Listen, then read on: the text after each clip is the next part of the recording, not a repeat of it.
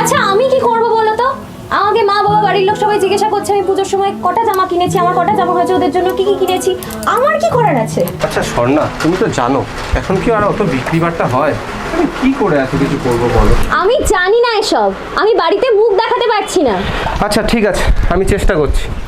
আগে আমাকে টিফিনটা দাও, নাহলে আমার 8:35-এর ব্যান্ডেলটা পাবো না। টিফিন তো করিনি, যেতে হলে যাও, না হলে যেতে হবে না। দুহাতে মুঠো ভরে আলগা কপাল জুড়ে দেব তোমার দাদা পেন নেবেন? 310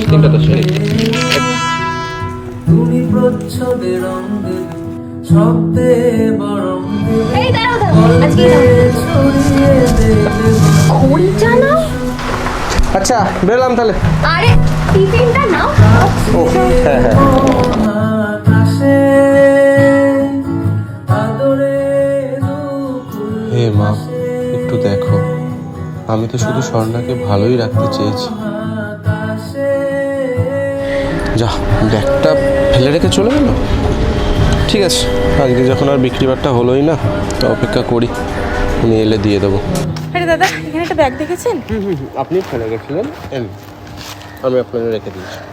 আপনি যে আমার কি উপকার করলেন। কোনো সমস্যা। হ্যাঁ নিন, এটা আপনার প্রাপ্য। কিন্তু উপকারের মূল্যটা আমি এভাবে নিই না।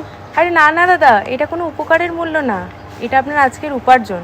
আপনি যে এতক্ষণ ধরে আমার ব্যাগটাকে আঁকলে বসে থাকলেন, আপনারও তো আজকে কোনো বিক্রি হলো না। সামনে পুজো, বাড়ির জন্য কিছু নিয়ে যাবেন।